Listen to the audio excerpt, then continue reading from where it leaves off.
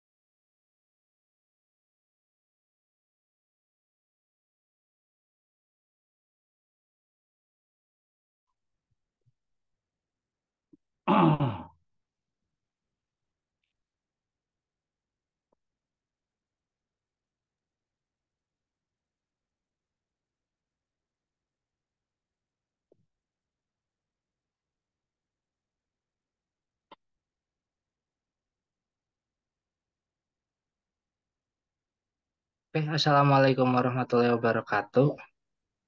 Waalaikumsalam warahmatullahi wabarakatuh. Waalaikumsalam warahmatullahi wabarakatuh.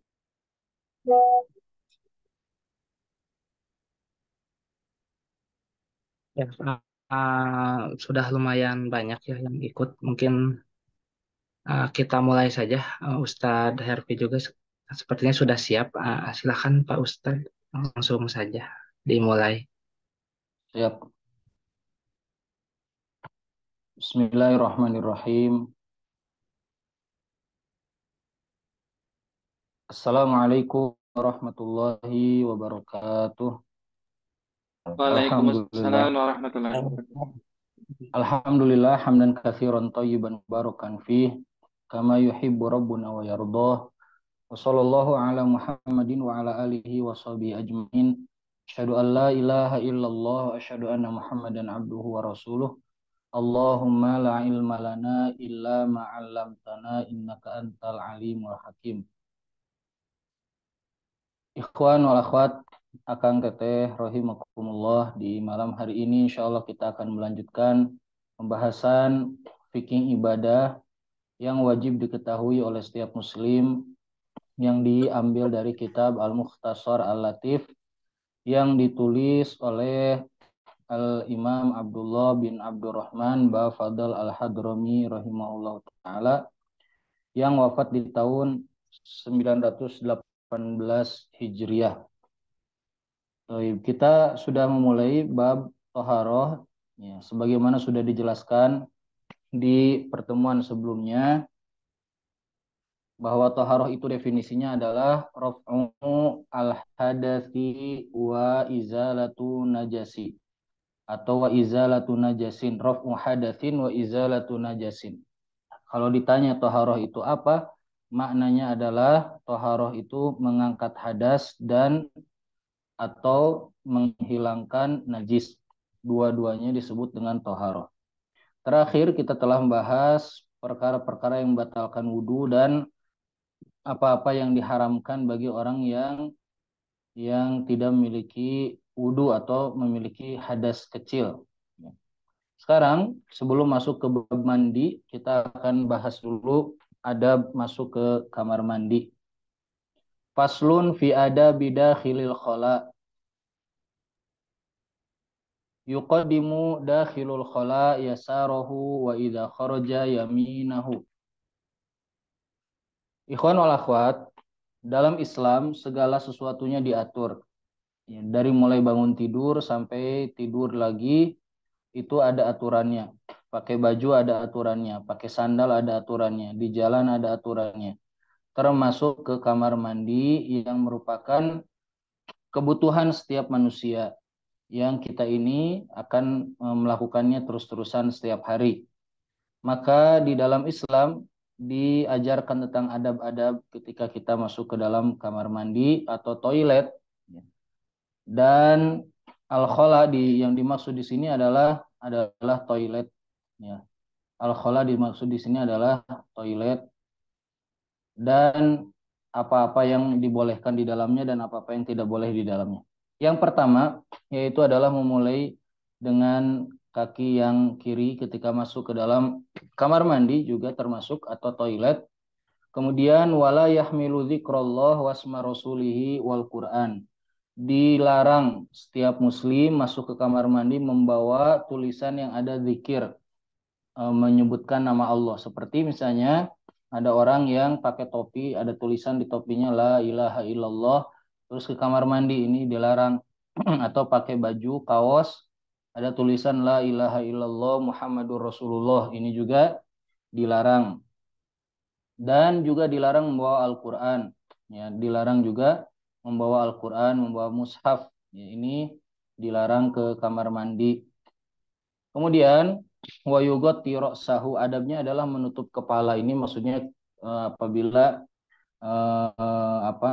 mandi atau masuk ke kamar mandi yang setengah seperti di kampung zaman dulu ya, terus setengah badan. Kalau laki-laki ya menutup kepala. Kemudian wa yab'ud wa yastatir, dan harus menutup badan ya.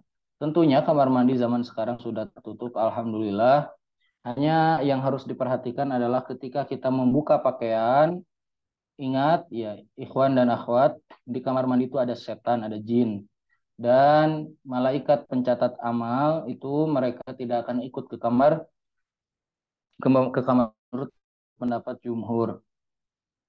Ketika ke kamar mandi maka disunahkan ketika melepas pakaian mengucapkan bismillah. Pengucapan bismillah ini dari penglihatan jin, karena kita tahu dalam banyak riwayat kisah bahwa jin itu bisa mencintai atau menyukai dari manusia, ya menyukai perempuan, ya bahkan bisa ikut bersenggama atau menyenggamai seorang wanita. Jadi wanita kalau buka pakaian di kamar mandi mengucapkan bismillah. Ya, dulu pernah ada yang nanya ke saya, Ustaz, apakah jin itu bisa menyetubuhi seorang wanita dari manusia atau bisa nggak menjadikan punya anak? Kalau menyetubuhi, ya ini ada dalilnya di dalam surat Ar-Rahman. Ya, ketika diceritakan oleh Allah bidadari surga, Allah berfirman, lam yatmithunna insung qablahum walajan. Wanita-wanita bidadari surga itu lam yatmithunna, yatmith itu belum pecah ya selaput darahnya, baik itu oleh manusia ataupun oleh jin. Jadi di sini disebutkan oleh manusia dan oleh jin. Kemudian maka bismillah ya ketika membuka pakaian di kamar mandi. Kemudian setelah itu wala yabulu fima in raqidin wa qalilin jarin. Tidak boleh atau dilarang kencing ya, di air yang tergenang atau air yang tidak mengalir. Nah, ini dilarang dan nanti kalau kita tidak hati-hati ini bisa mendatangkan azab kubur. Sebagaimana dalam hadis sahih Nabi SAW suatu hari melewati dua kuburan, kata Nabi, fa innahuma yu'adzabani. Kedua penghuni kubur ini sedang disiksa di alam kubur. Wa ma yu'adzabani min kabir. Mereka keduanya tidak disiksa karena perkara yang berat, yang besar. Ya, tapi dosanya besar. Yaitu adalah yang pertama kata Nabi, amma ahaduhuma la yastatiru minal baul. Yang pertama dia tidak membersihkan atau tidak menutup dan membersihkan dengan baik ketika kencing. Nah, ini seperti, maaf ya ikhwan, di toilet-toilet zaman sekarang di mall, di mana-mana itu banyak yang toilet berdiri itu dia aliran airnya itu kalau kita pergi baru otomatis keluar. Tidak ada tisu, biasanya begitu. Nah, ini harus hati-hati, tidak boleh tidak dibersihkan karena nanti sholatnya menjadi tidak sah. Kemudian tidak boleh juga ya kencing di lubang, misalnya lagi hiking atau lagi ke gunung. Kalau ada lubang-lubang nggak boleh kencing di situ karena bisa jadi di situ tempat tinggalnya binatang, semut dan yang lainnya atau tempat tinggalnya jin. Ya, mereka bisa jadi tinggalnya di tempat-tempat seperti itu dan kita tahu dalam sebuah riwayat dulu bangsa jin itu pernah bertikai tentang tempat tinggalnya di mana. Kemudian Nabi membagi bagian bangsa jin yang muslim, mereka tinggalnya di pegunungan, kemudian di atap-atap rumahnya kaum muslimin, dan adapun jin-jin yang kafir mereka tinggal di tempat air, di lautan, di sungai, dan ini kemudian mereka membagi kekuasaan. Kemudian wa mahabbir rih, nggak boleh juga kencing di tempat yang anginnya tuh menerpa kita nanti kemana-mana air kencingnya. Wadilin maksud, nggak boleh juga kencing di bawah orang tempat berteduh. Ya, ini banyak sekarang orang kencing sembarangan di pinggir jalan.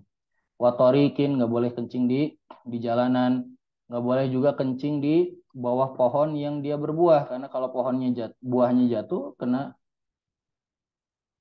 air kencing, dan kalau kena air kencing maka makanannya menjadi najis. Kemudian wala yatakallam, tidak boleh banyak bicara di dalam kamar mandi, tidak boleh bicara kecuali yang diperlukan saja. Apalagi menyanyi ya di kamar mandi ini tidak dibenarkan. Karena di kamar mandi itu ikhwan wal akhwat ada setan khusus yang ditugaskan oleh iblis menggoda manusia di kamar mandi. Ya, menggoda manusia khusus di kamar mandi. Kemudian wayastabri'u minal baul, ketika kencing harus sampai selesai, sampai bersih.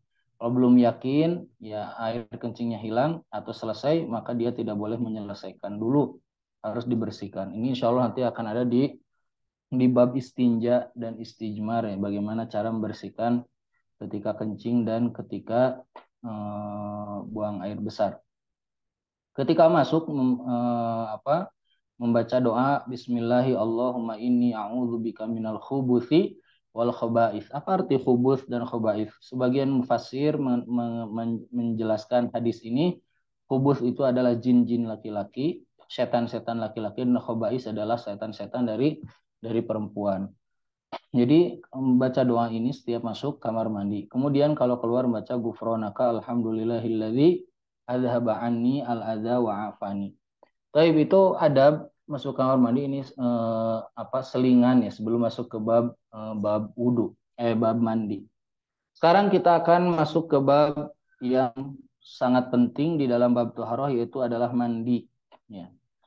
Faslun fi mujibatil gusli. Bab mandi. Mandi salah satu maqasidut thaharah. Saya sampaikan di malam hari ini. Maqasidut thaharah, maksud daripada thaharah itu ada 4. 1 wudu, 2 mandi, 3 tayamum, yang keempat menghilangkan najis. Ya. 1 wudu, 2 mandi. Wudu untuk mengangkat hadas kecil, mandi untuk mengangkat hadas besar. Kemudian yang ketiga itu tayamum. Tayamum ini tidak mengangkat hadas. Tayamum ini hanya mengganti wudu dan mengganti mandi.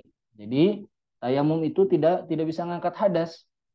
Apa dalilnya? Dalilnya adalah apabila seseorang sudah tayamum, kemudian air ada atau turun hujan misalnya, maka tayamum itu langsung batal. Berarti tadi itu belum terangkat hadasnya, karena fungsinya tayamum hanya untuk dibolehkannya kita sholat dan melakukan apa saja yang tadinya sebelumnya diharamkan. Kemudian yang keempat, maksud daripada toharoh itu adalah menghilangkan najis. Nah, tayamum itu dia mengganti wudu dan mengganti apa? Mengganti wudhu dan mengganti mandi. Tapi tayamum tidak bisa mengganti menghilangkan najis. Ini insya Allah nanti akan ada di bab tentang tayamum. Mandi, ya, di sini ada perkara yang yang mewajibkan seorang mandi. Jadi mandi ini ada mandi wajib dan ada mandi sunnah. Yang kita bahas mandi wajib dulu. Ya. Fi mujibatil gusli. Ya. Apa saja yang menyebabkan seseorang itu wajib mandi? Yang menyebabkan seseorang wajib mandi ada 5 perkara. Yang pertama ilajul hasyafah fil farj, yaitu masuknya kemaluan laki-laki ke kemaluan perempuan atau ke istri walaupun tidak keluar air mani. Ya, walaupun tidak keluar air mani. Masuknya kemaluan ya ke kemaluan laki-laki ke kemaluan istri walaupun tidak keluar air mani, maka diwajibkan mandi ya, maka diwajibkan mandi. Nah, ini ikhwan wal akhwat ya, ilajul hasyafah fil farj. Ini suami istri atau naudzubillah ya, ada orang misalnya berbuat memasukkan kemaluannya ke hewan atau apapun, ini semuanya mewajibkan mandi. Pokoknya masuknya kemaluan laki-laki ke kemaluan perempuan itu disebut dengan mewajibkan mandi. Kemudian yang kedua, walaupun tidak keluar air mani. Yang kedua, khurujul mani, keluarnya air mani. Air mani, ikhwan wal akhwat ya, keluarnya air mani yang dimaksud ini baik itu karena bersetubuh atau karena dipegang atau karena melamun ya, atau karena apapun yang menyebabkan dia keluar, mimpi ya, maka mewajibkan dia mandi. Nah, saya ingin jelaskan dulu. Air yang keluar dari seseorang itu ada dari laki-laki dulu ya. Ada 4. Satu adalah air kencing. 2 adalah air madhi. Yang ketiga air wadi. Yang keempat air mani. Air kencing ini mengharuskan wudhu. Air madhi itu adalah air yang keluar muqaddimah syahwat. Ada suami istri bercumbu, berciuman, kemudian basah keluar. Nah, itu disebutnya air madhi. Ini najis dan harus mengharuskan wudhu. Dan hukumnya najis. Air kencing najis, air madhi najis. Air wadi itu adalah air yang dia keluar karena kelelahan, karena kecapean. Biasanya keluarnya setelah kencing, suka ada putih kayak air mani tapi dia tidak bau. Hukumnya najis juga ya, dan harus wudhu kalau mau sholat. Yang keempat yaitu adalah air mani. Air mani ini mewajibkan mandi tapi tidak najis. Air mani hukumnya tidak najis ya, berdasarkan hadis-hadis yang sangat banyak. Diantaranya adalah istrinya Rasulullah SAW, Aisyah radhiyallahu anha, dan yang lainnya dalam beberapa riwayat sebutkan menggosoki air mani Nabi yang sudah mengering ketika mau sholat atau sebelum sholat. Jadi dia tidak najis, boleh dipegang ya, tidak najis, tapi hanya kotor aja, maksudnya hanya ingin bersihkan kalau kita bersihkan. Nah, tapi tidak najis, tapi mewajibkan mandi. Nah, air mani yang mewajibkan mandi ini yaitu adalah air mani yang pertama keluar dari dirinya sendiri, baik laki-laki ataupun perempuan, karena perempuan juga keluar ya. Sebagaimana disebutkan di dalam sebuah riwayat, seorang sahabiah bertanya, ya Rasulullah, apakah perempuan juga keluar? Kata Nabi, iya, apabila dia melihat air itu maka dia wajib mandi. Warnanya biasanya kekuningan, ya, dia encer. Nah, air mani yang pertama yang mewajibkan mandi adalah air mani yang keluar dari dirinya sendiri. Dari dirinya sendiri itu gimana maksudnya? Bukan punyanya pasangan, misalnya berhubungan, kemudian pasangan berhubungan misalnya, kemudian setelah itu di malam hari berhubungan, kemudian setelah itu mandi, sebelum subuh mandi, kemudian mandilah. Ketika sudah mandi sholat subuh, si istrinya ini ketika sholat subuh keluar tuh air dari kemaluannya, dari vaginanya. Nah, air yang keluar ini air maninya siapa? Ya, air mani dia atau air mani suaminya? Nah, yang mewajibkan mandi tadi sudah disebutkan. Yang pertama yaitu adalah air mani yang keluar dari dirinya sendiri. Nah, yang itu tuh air mani siapa? Para ulama mengatakan apabila ketika berhubungan suami istri itu si istrinya tidak sampai keluar air maninya, tidak sampai selesai, tidak sampai klimaks, maka si air itu dihukumi sebagai air suaminya. Berarti dia tidak wajib mandi karena bukan air maninya sendiri. Dia tapi harus membatalkan sholatnya, dibersihkan, kemudian wudhu lagi dan kemudian sholat. Apabila ketika berhubungan dia juga keluar si istrinya, maka itu dihukumi air mani istrinya dan dia wajib menghentikan sholat dan mandi lagi. Nah, kemudian yang kedua yaitu adalah air mani yang keluar pertama. Jadi bukan air mani yang disimpan kemudian suatu hari dipertemukan dengan sel telur. Jadi pas keluar itulah yang mewajibkan mandi. Nah, ini bukan seperti air mani yang digunakan untuk bayi tabung, ya disimpan dulu. Nah, bukannya. Kemudian yang ketiga yaitu adalah air mani yang dia itu keluar, ya bukan air mani yang dia tidak keluar. Nah, di sini ada khilafiyah di antara mazhab. Kalau mazhab Syafi'i itu keluar air mani itu harus keluar air maninya. Ya. Kalau mazhab Hambali enggak, ya. Pindah saja sudah disebut pindah tempat ya. Karena eh, bisa saja orang menahan air mani itu tidak sampai keluar tapi udah klimaks gitu. Ini bisa saja terjadi. Nah, ini rinciannya nanti insya Allah lebih detail lagi ada di bab bab air najis ya. Air-air yang najis, air kencing dan lain nanti air mani masuk ke dalamnya. Kemudian yang ketiga waminal haid, yang mewajibkan mandi itu adalah haid. Kalau sudah seorang wanita haid maka dia wajib mandi. Mandinya kapan? Kalau sudah bersih haidnya. Nah, haid ini ikhwanul akhwat secara ringkas dulu karena nanti ada babnya. Haid ini adalah perkara haid dan nifas.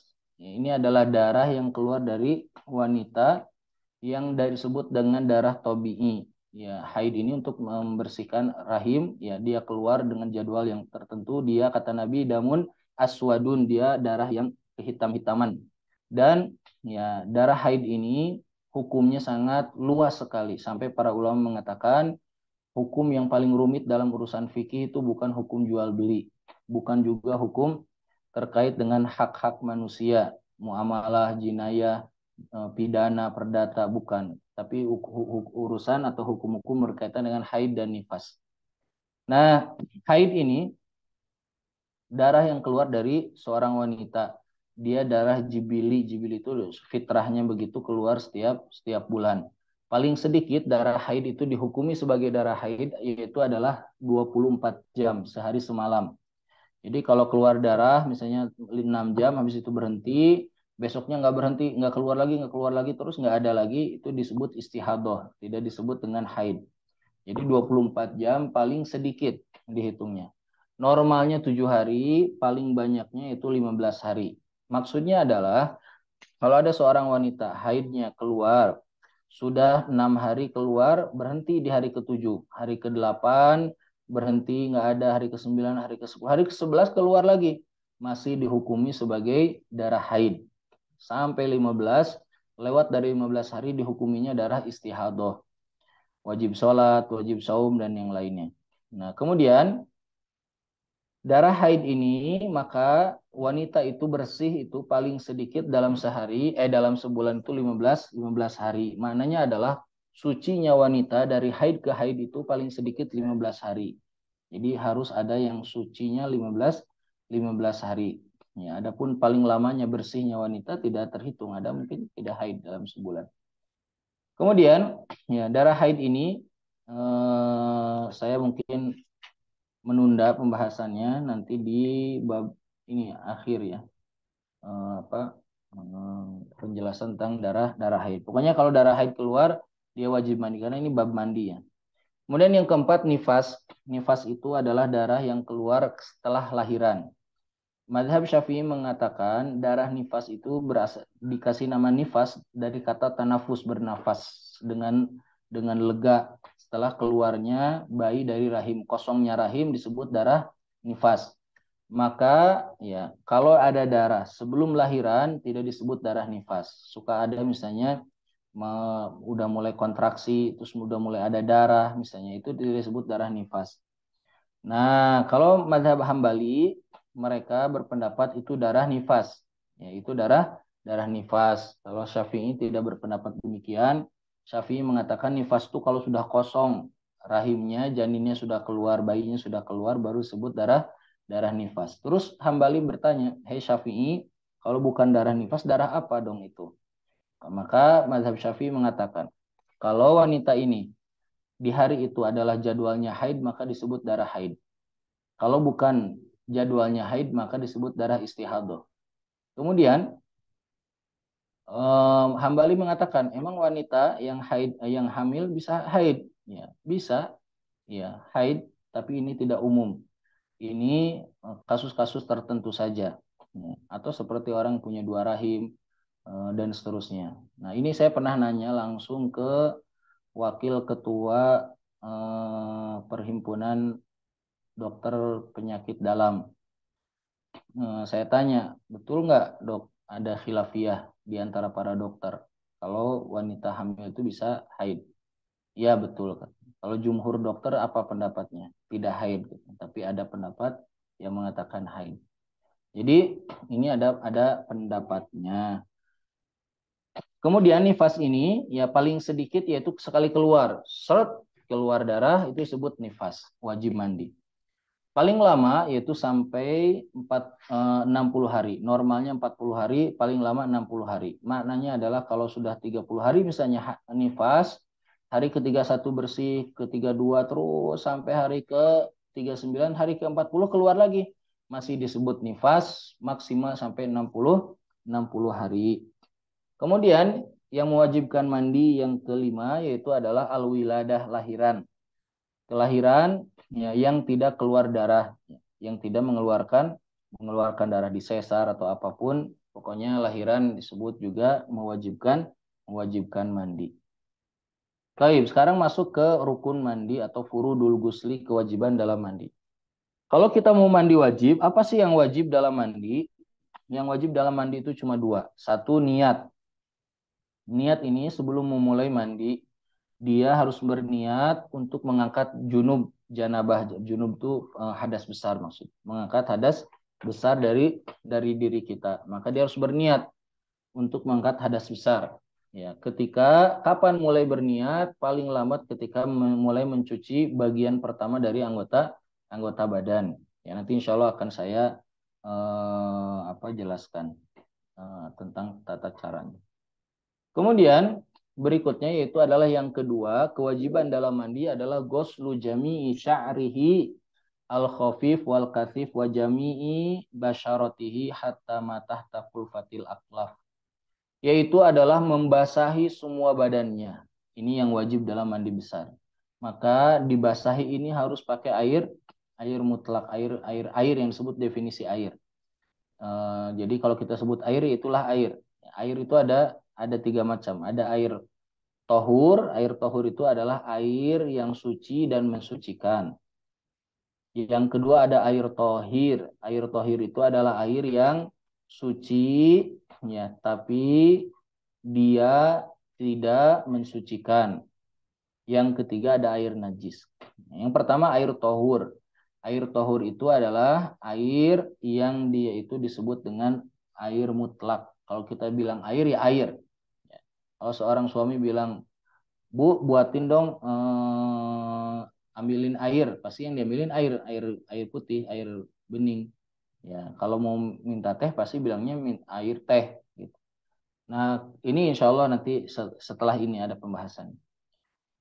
Kemudian si air ini harus membasahi semua anggota badan. Baik itu rambutnya, kalau perempuan harus, kalau misalnya dikepang harus dibuka, harus kena semua rambutnya dengan air dan kulit-kulit yang ada di tubuh. Termasuk lipatan-lipatan bagi siapapun yang misalnya punya badan yang banyak kemajuan gitu, banyak lipatan-lipatan di badannya, itu harus kena harus kena air. Termasuk mereka yang misalnya jarinya menumpuk ya, dia harus di sela-sela kena air.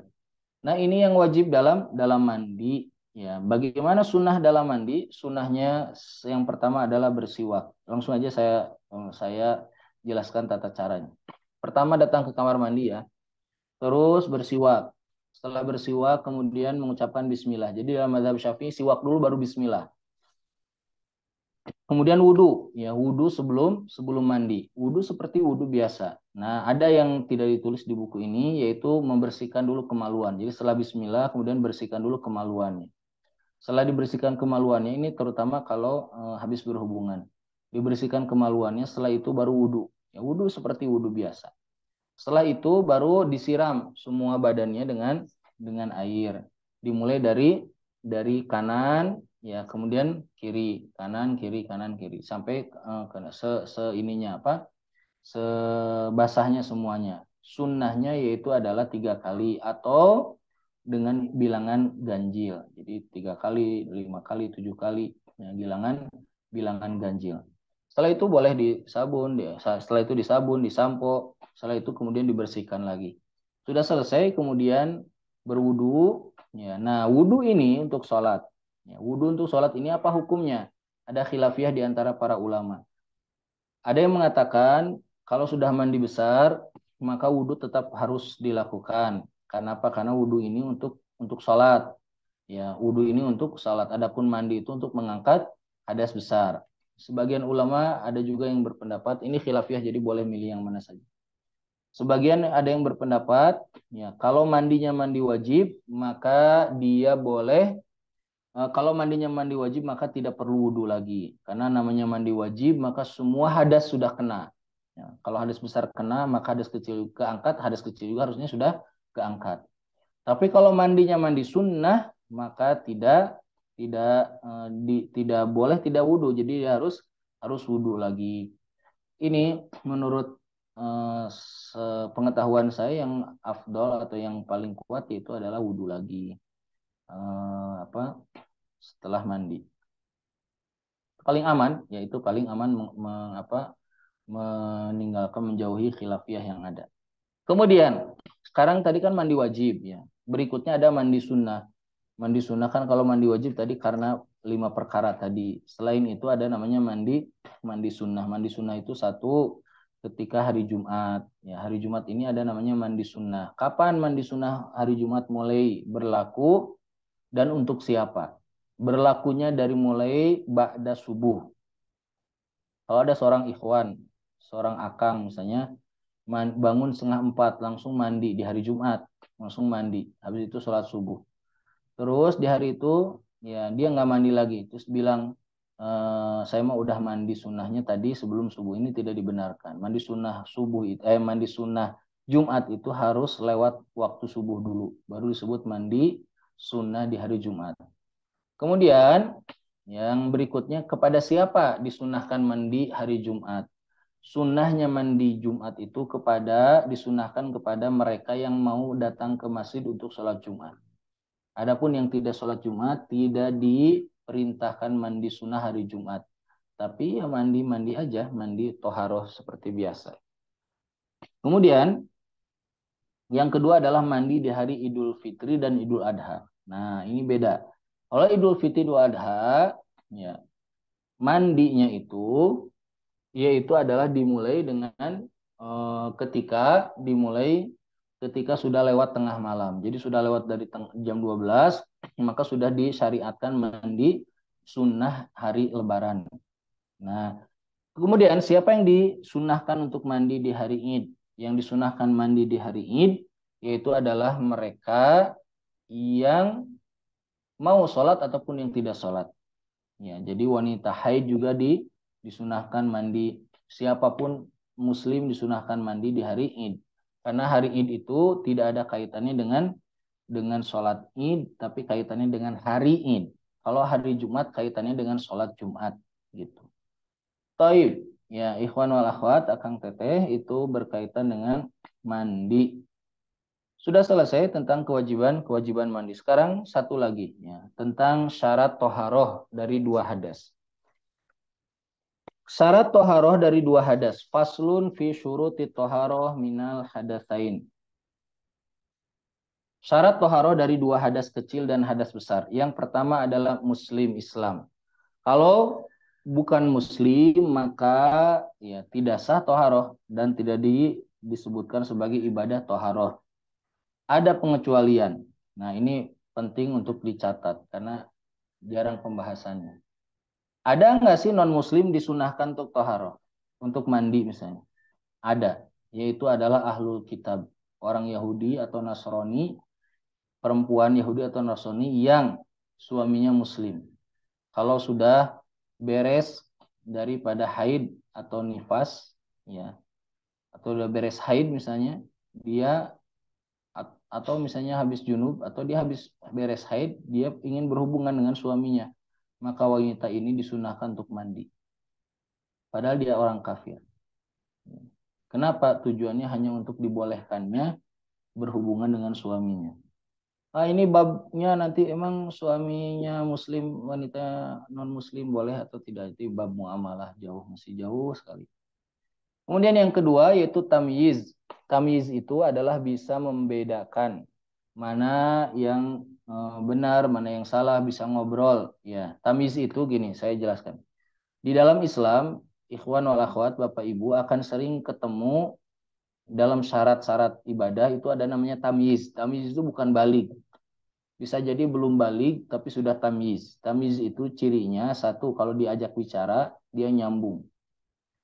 Di mana rumahnya Dek? Di sana. Kelas berapa sekarang? Terus nyambung. Dia tamyiz. Yang kedua, para ulama mengatakan kalau dia disuruh bersihin kamar, beresin kamarnya dia bisa.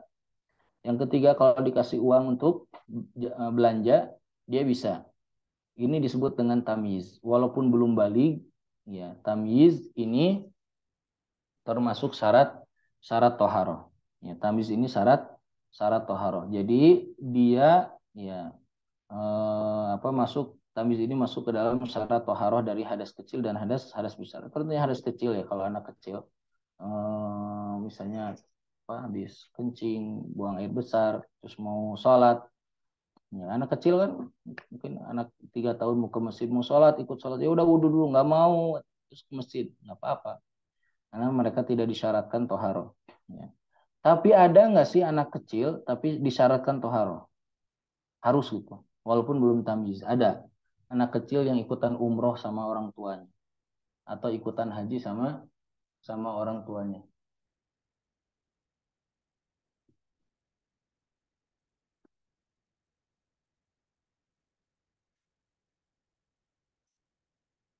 Ini Maryam.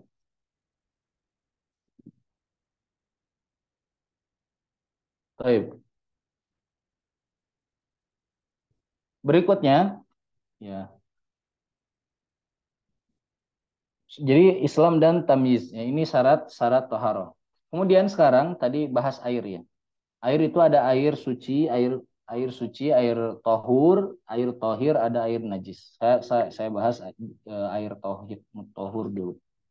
Air tohur itu adalah air yang suci dan mensucikan. Air suci dan mensucikan itu cirinya satu, dia disebut namanya air secara mutlak. Air, kalau kita bilang air, langsung di kepala semua orang itu air itu yang dimaksud apa. Yang kedua itu adalah air yang dia begitu asli dari ciptaan Allah, ya. Bukan misalnya air laut itu memang begitu dari sananya, bukan hasil perubahan oleh manusia seperti misalnya air teh itu air bening oleh manusia dicampur dengan teh jadilah air teh.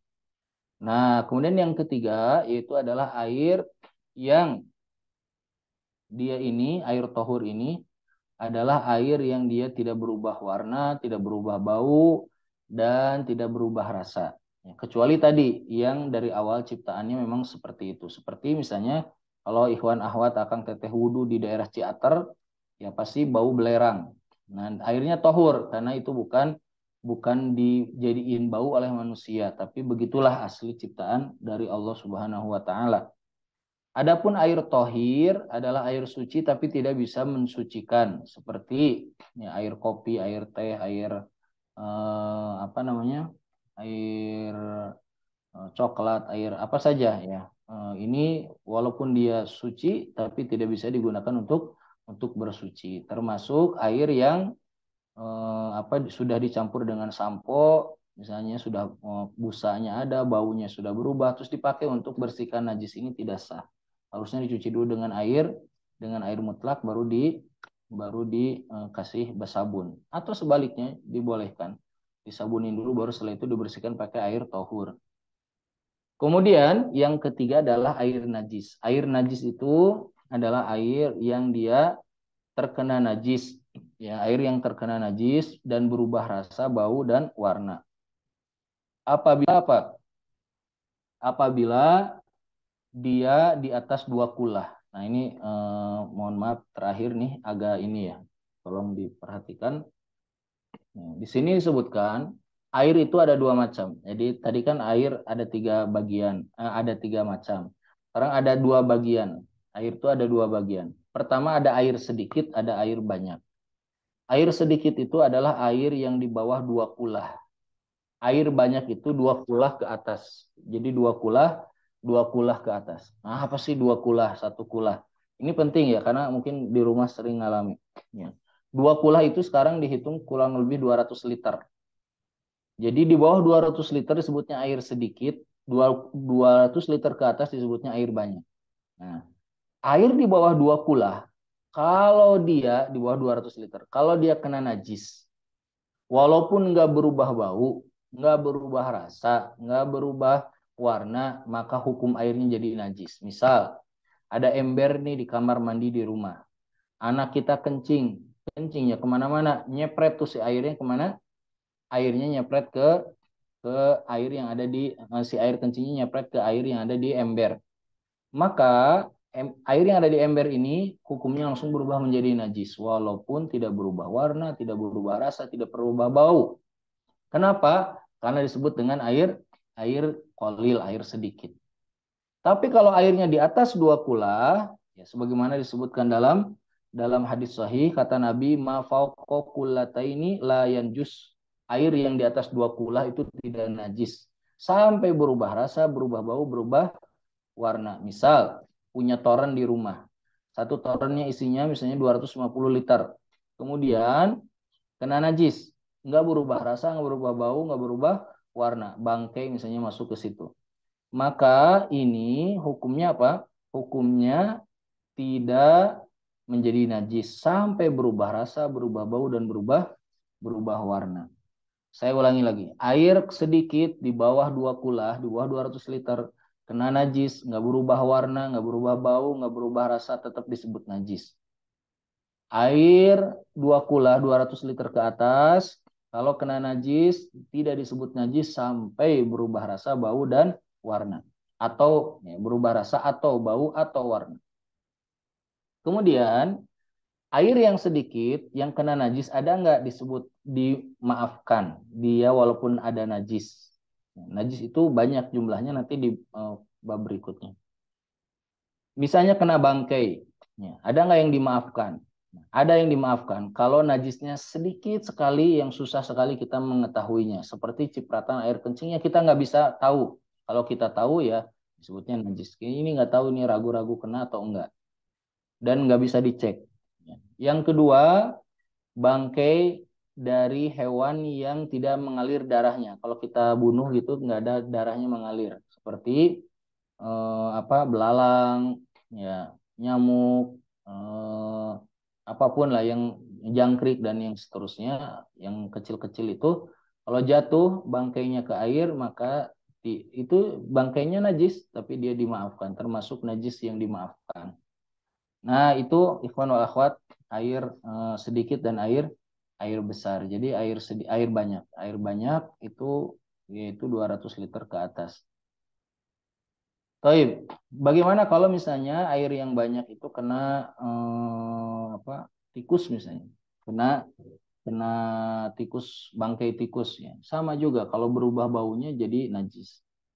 Kalau sedikit enggak. Nah sekarang kan ini najis nih, misalnya Akang nih punya air seember kena najis, nggak berubah rasa, nggak berubah bau, dan di bawah 2 kulah.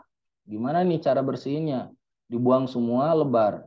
Boleh nggak diguyur dengan air yang baru? Boleh. Ditambah air baru sampai air yang lama itu meluap. Ini sudah disebut dengan membersihkan air najisnya. Kecuali najisnya jelas, baunya ada dan tidak hilang sampai harus dibuang semuanya. Taib, itu tentang hukum air, ya, hukum air. Terakhir penutup, hukum air kalau kena najis. Nah, ini tadi sudah dijelaskan. Bagaimana sih air kalau kena najis? Ini sudah saya jelaskan di awal pertemuan banget tentang cara mencuci pakaian. Dalam fikih disebutnya mas'alatul wurud.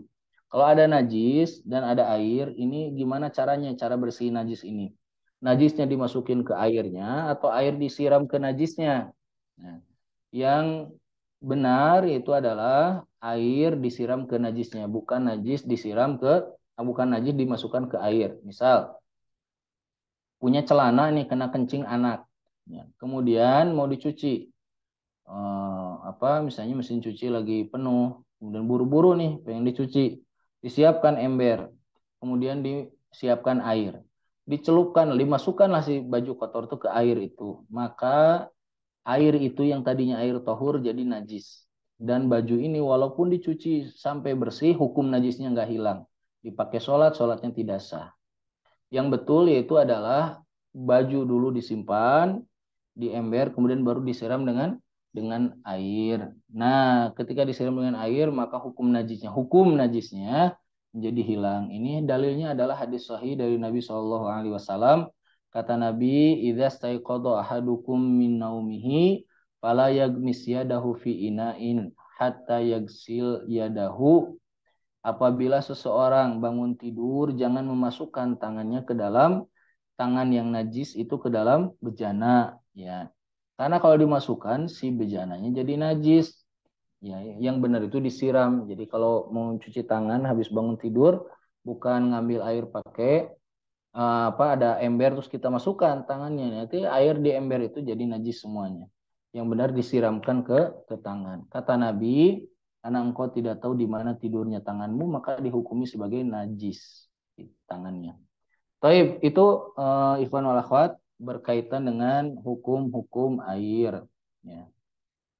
Insya Allah pertemuan berikutnya kita akan bahas berkaitan dengan tayamum, berkaitan dengan tayamum, haid dan nifas. Mungkin kalau masih kuat saya selesaikan tentang najis ya.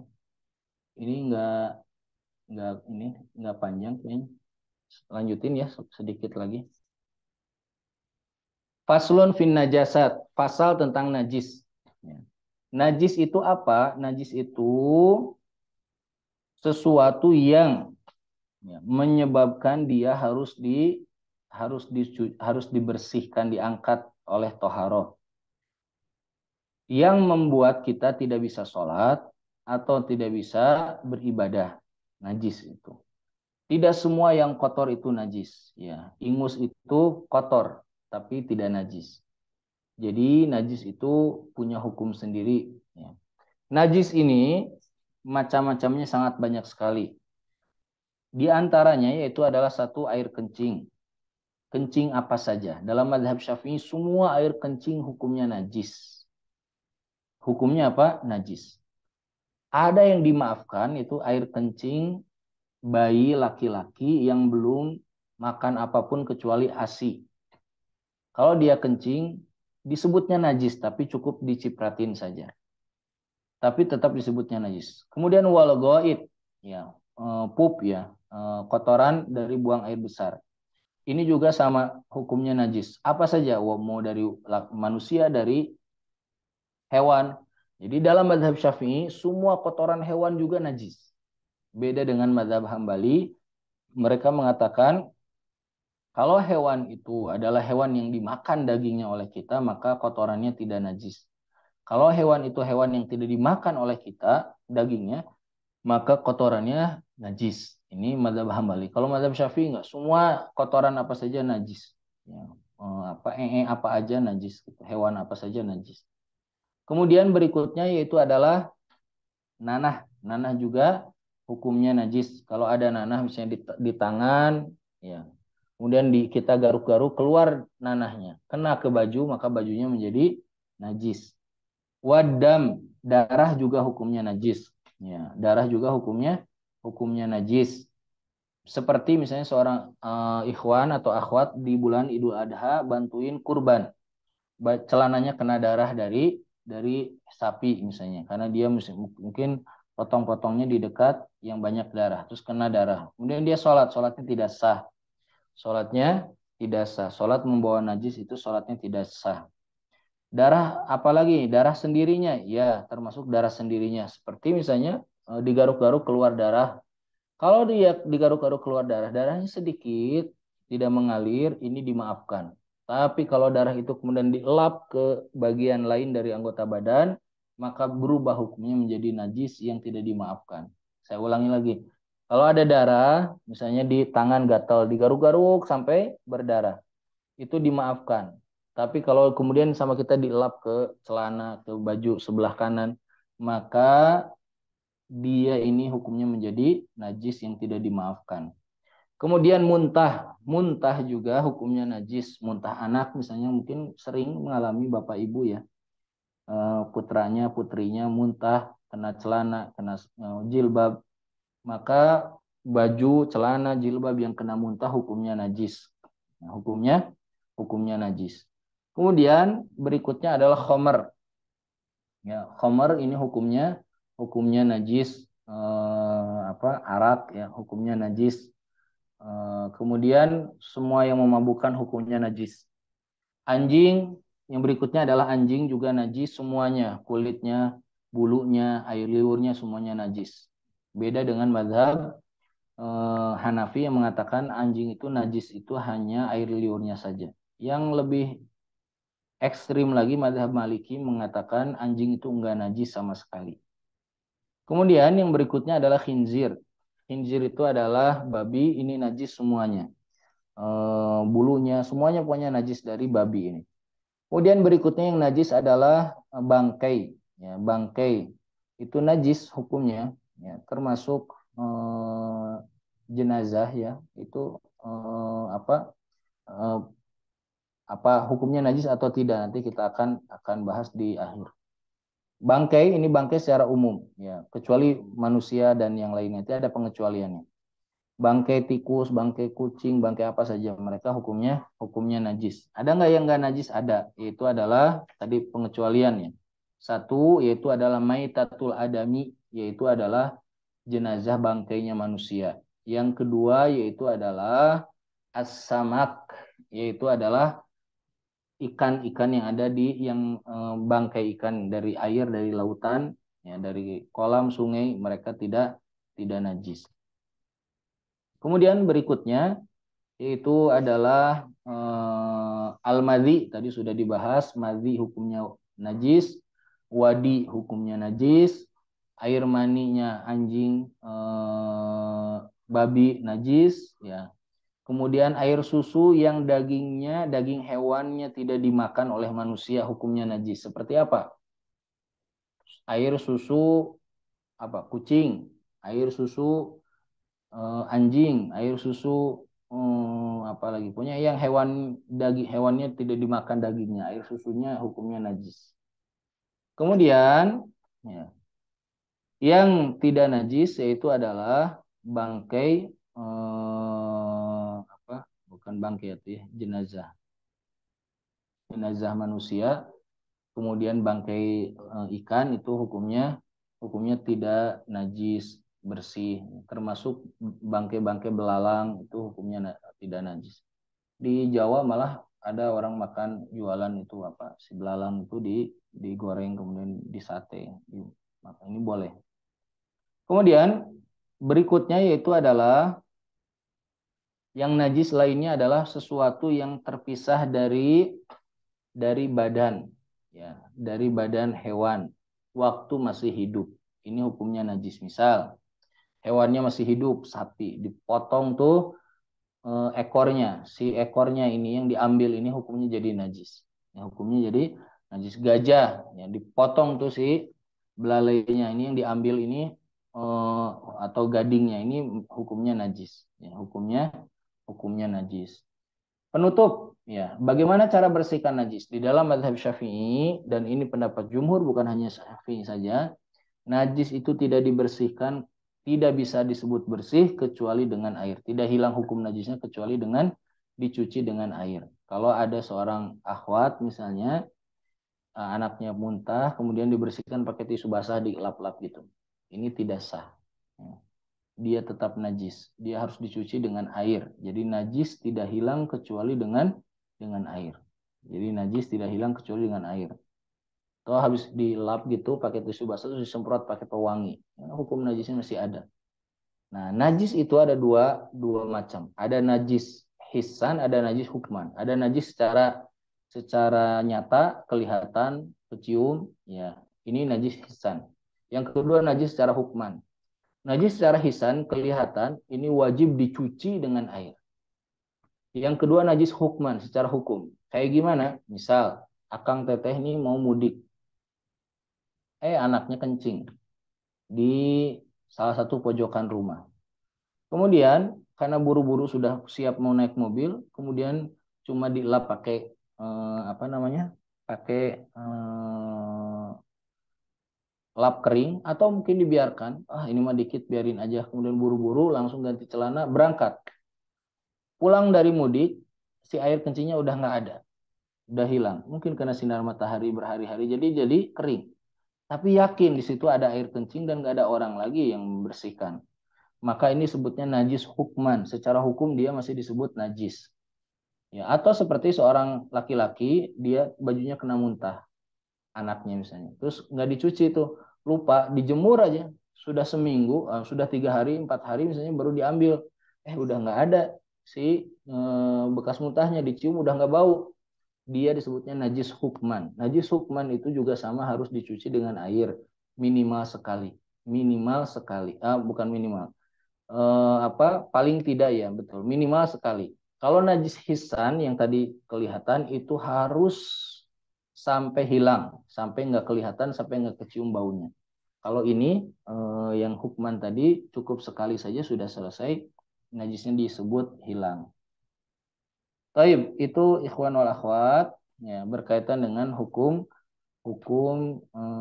najis. Insya Allah nanti kita masuk bab tayamum, haid dan nifas. Ini bab paling panjang, haid dan nifas insya Allah. Taib, kalau ada pertanyaan, mangga Akang Teteh.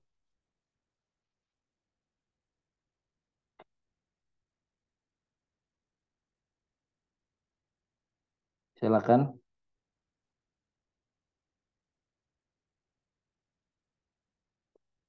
Izin bertanya, saya bacanya. Ini saya bacanya harus dibalik begini. Izin bertanya, saat akan buka baju di dalam kamar mandi kan disunahkan baca bismillah. Batasannya zikir yang bagaimana yang tidak boleh diucapkan di kamar mandi. Apakah mazhab Shalih Imam Syafi'i mengenal air sedikit dan air banyak? Apakah bulu anjing yang kering termasuk najis? Pertama, saat akan buka baju, ucap bismillah. Batasan zikir yang boleh diucapkan di kamar mandi. Taib, pertanyaannya bagus. Boleh nggak sih di kamar mandi bilang bismillah? Di kamar mandi boleh bilang bismillah, sepakat semua ulama, semua fuqaha, semua mazhab. Yang nggak boleh mengucapkan nama Allah itu di toilet, WC, yang murni WC. Ya, nah kan sekarang kan dicampur kita itu. Kalau dicampur, ya, kalau posisi kita sedang berada di tempat mandinya, misalnya di pinggir itu ada kloset, tapi di pinggir di sebelahnya adalah tempat mandi. Kalau sedang di tempat mandi, ini sebutnya hammam, tempatnya mandi. Ya, jadi sini boleh. Kalau lagi di atas kloset tidak boleh. Gitu. Jadi ini berkaitan dengan mengucapkan basmalah. Yang nggak boleh basmalah, apa saja mengucapkan nama Allah ketika sedang di klosetnya. Atau yang memang murni toilet, seperti misalnya lagi di jalan suka ada kan WC, gitu. Ada WC, ada tempat wudhu, suka dipisahkan misalnya di rest area ini ada WC, ini ada tempat wudhu. Nah di WC itu nggak boleh, di tempat wudhu boleh. Seperti mau mandi, kamar mandi, ucapin bismillah dulu boleh. tidak apa-apa. Ya. Kemudian pertanyaan tadi yang keduanya, apakah mazhab selain Imam Syafi'i mengenal air sedikit dan air banyak? Nah, ini bagus juga. Apakah selain mazhab Syafi'i mengenal air sedikit dan air banyak? Yang tidak mengenal air sedikit dan air banyak hanya mazhab Maliki saja. Kalau mazhab Maliki bilang begini, nggak ada tuh dua kulah, katanya gitu, kata mazhab Maliki. Pokoknya air mah kalau kena najis, berubah bau, maka najis. Nggak berubah apa-apa, nggak najis. Mau seember, sebotol, mau 1000 liter, gitu. Itu menurut mazhab Maliki. Adapun mazhab Hanafi, Syafi'i, dan Hambali, ya berpendapat air itu ada air dua kulah, ada air banyak dan ada air sedikit. Hukumnya berbeda. Kalau mazhab Maliki patokannya cuma hadis Nabi yang bunyinya apabila berubah warna, rasa, dan bau maka najis. Itu aja patokannya. Yang hadis dua kulah itu hadis dari Ibnu Umar. Dari putranya Umar bin Khattab. Ini dikritik oleh hadis ini oleh mazhab Maliki. Tapi jumhur, hadisnya sahih. Ya, hadisnya sahih, tidak dhaif. Tapi jumhur semuanya berpendapat, Hanafi, Syafi'i, dan Hambali berpendapat air itu ada air sedikit dan air banyak. Ya. Baik, kemudian berikutnya tadi itu apa? Apakah bulu anjing yang kering termasuk najis? Nah, ini ada kaidah, tolong dicatat, kaidahnya penting. Ada kaidah begini, kalau najis itu dihukumi najis itu kapan? Ini. Apabila kering ketemu kering tidak najis. Apabila kering ketemu basah najis. Saya ulangi lagi, kering ketemu kering tidak najis. Kering ketemu basah najis. Basah ketemu kering najis, basah ketemu basah najis. Apabila baju kita kering, ada anjing lewat, kena ke badan kita, si anjingnya kering juga. Kemudian lewat, si bulunya nempel sama kita di gini-gini, sampai hilang bulunya, maka najisnya hilang. Ini tidak perlu dicuci. Ya, tidak perlu dicuci. Kering ketemu kering tidak najis. Seperti Akang misalnya lagi jalan di jalan raya, mau nunggu bis misalnya atau mau menunggu angkot. Nunggu duduk di trotoar. Duduk di trotoar. Pas duduk, ya ternyata ada kencing burung misalnya. Atau ada kotoran burung atau kotoran apa aja lah. Tapi kering. Celana kita juga kering. Pas berdiri, terus kita kepruk-kepruk pakai tangan. Ini boleh nggak dipakai sholat? Boleh. Kering ketemu kering tidak najis. Ya, kering ketemu kering tidak najis. Ya. Kemudian yang kedua yaitu adalah apabila kering ketemu basah. Si anjingnya, bulu anjingnya basah, baju kita kering, kena najis, ini harus dicuci. Atau sebaliknya, kita yang basah, itunya kering, ini najis. Seperti misalnya kita hujan-hujanan, kemudian duduk di pinggir jalan berteduh, terus duduk, pas duduk ada kotoran di bawah. Kena tuh ke baju kita basah, maka menjadi najis. Basah ketemu basah apalagi. Jadi kering ketemu kering tidak najis, kering ketemu basah najis, basah ketemu kering najis, basah ketemu basah najis. Baik, berikutnya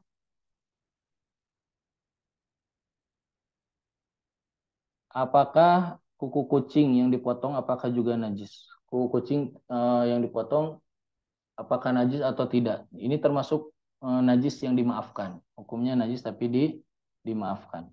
Ya, termasuk najis yang dimaafkan. Tapi ya harus dibuang. Ya. Kalau dia kering ya tinggal dibuang. Tidak perlu dicuci, tidak perlu apa gitu. Baik. Kemudian pertanyaan berikutnya.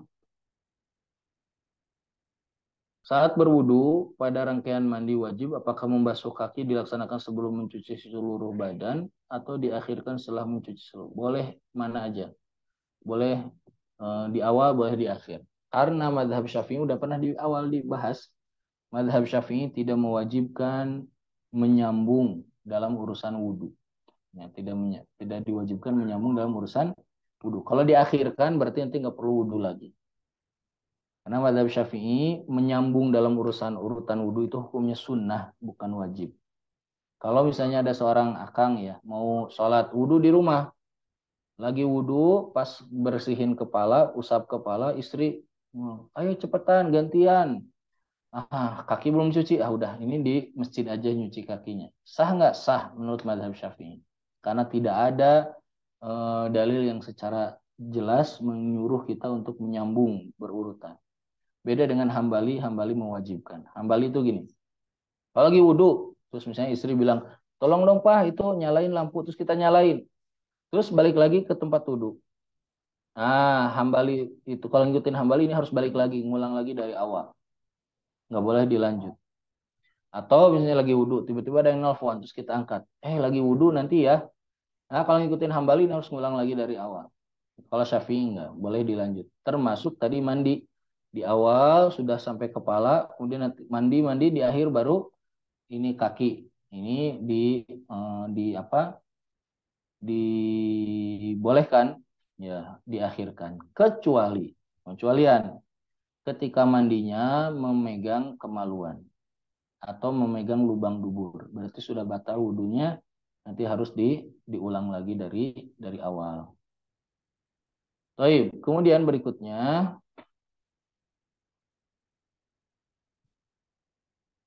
apakah bagian tubuh binatang yang diawetkan dari bangkai hukumnya najis juga? Hewan binatang yang diawetkan, apakah hukumnya najis? Wallahu alam ya, yang di air keras gitu ya. Wallahu alam, saya belum tahu itu hukumnya najis atau tidak.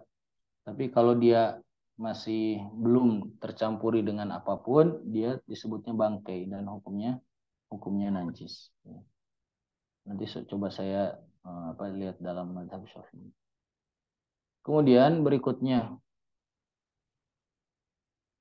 bagaimana cara bersihkan najis kencing anak muntah di kasur spring bed? Karena kalau harus diguyur air dan dijemur di luar rumah agak susah.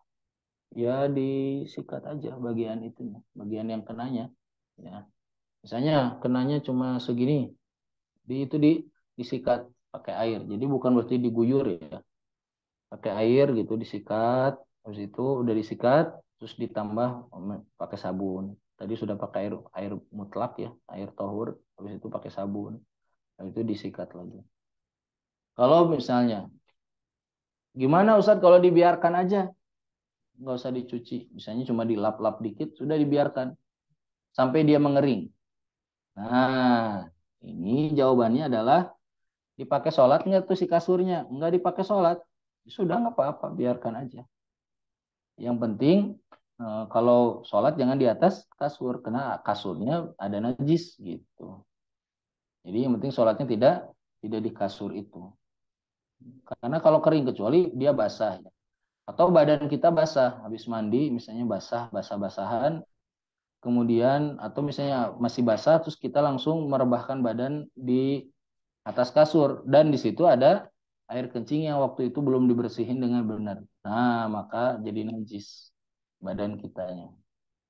Tapi kalau nggak dipakai sholat, ya nggak apa-apa ya, dibiarkan aja. Kalau memang misalnya agak kesulitan. Tapi usaha ikhtiar kita paling tidak yaitu adalah disikat di area yang kena najis. Disikat dikasih air, sikatnya kemudian disikat gitu.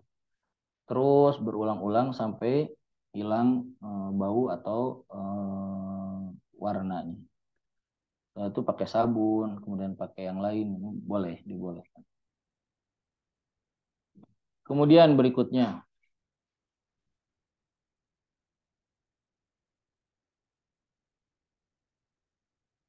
ketika selesai mandi besar ternyata masih ada sisa sperma yang keluar, apakah mandinya harus diulang? Nah, sudah mandi besar, kemudian masih ada sisa sperma yang keluar. Ya. Yang keluar dari sisa-sisa habis mandi, ya mandinya sudah selesai, ya. Ini termasuk yang keluar bukan pertama. Tadi saya sampaikan air mani yang keluar, yang kalau keluar harus mandi, itu adalah yang keluar pertama kali.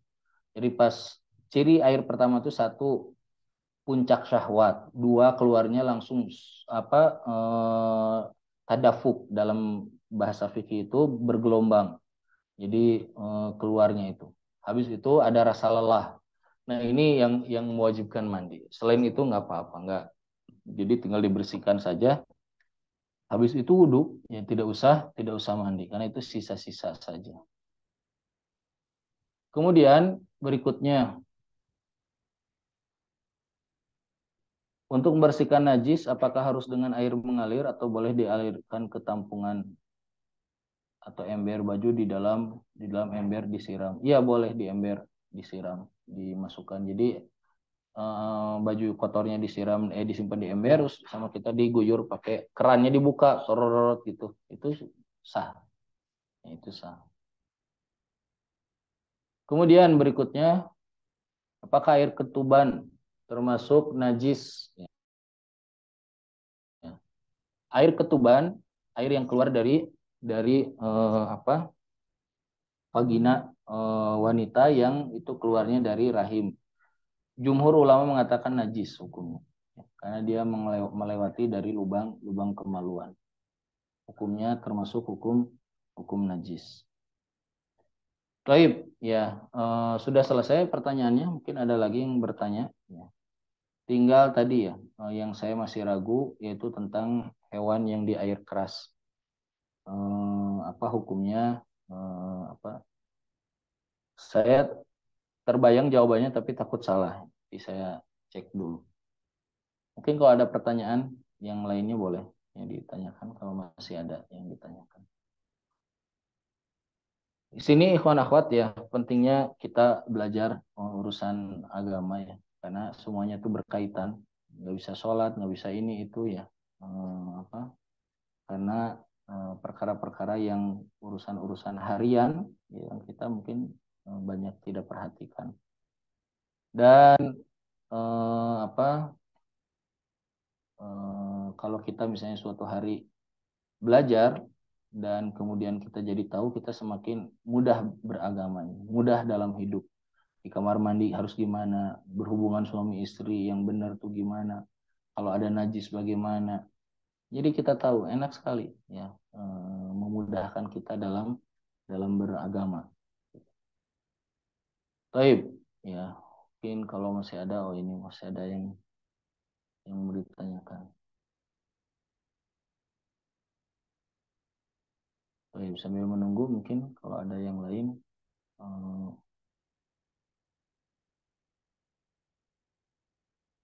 boleh ditanyakan. Ini saya sambil buka ini apa? Buka file Mazhab Syafi'i.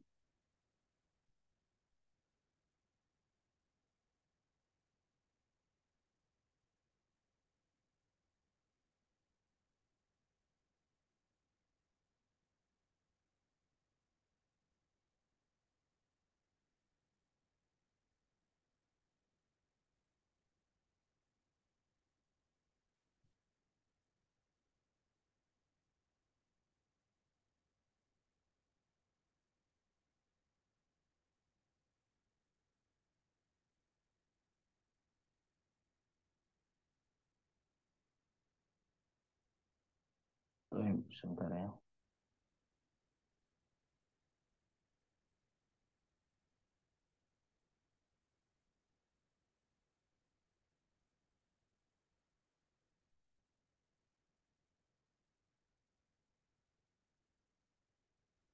Di dalam mazhab Syafi'i,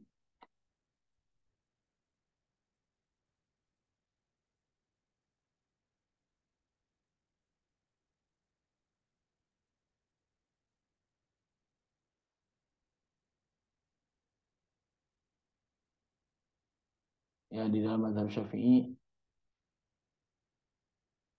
air yang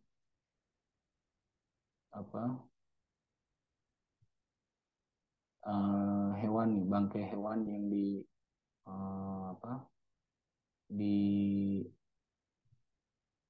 dipakai air keras ya, ini masuk ke dalam hukum air yang najis yang samak, najis yang disamak. Jadi ada Kulit ya, kulit kulit kulit hewan ya disamak. Yang disamak tuh dikeringkan, dia disamak.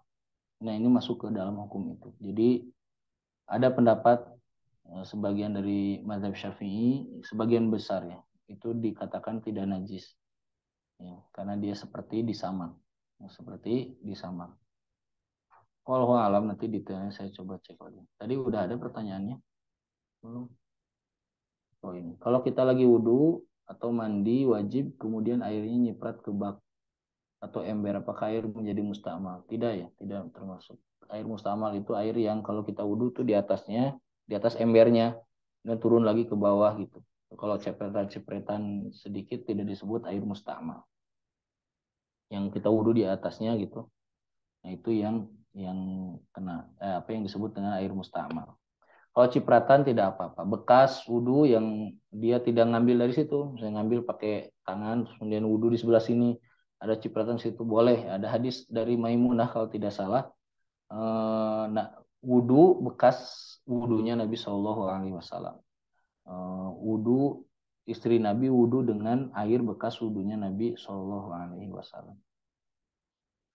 Taib, ikhwan akhwat, mungkin sampai sini dulu ya materi kita di hari ini. Semoga bisa menjadi bekal ya dalam urusan toharoh keseharian. Dan tentunya ini ringkasan ya. Insya Allah kalau ada ditakdirkan oleh Allah bisa belajar yang lebih luas. Ada di buku-buku yang lebih tebal, yang lebih rinci sekali terkait dengan urusan hukum-hukum toharoh. Mungkin itu ikhwan akhwat, kalau tidak ada pertanyaan lagi yang bisa dibahas di kesempatan malam hari ini. Saya akhiri, alhamdulillahirabbil alamin. Aku qouli hadza wa astaghfirullah li wa lakum. Fastaghfiruhu innahu wal ghafurur rahim. Walhamdulillah. Assalamualaikum warahmatullahi wabarakatuh.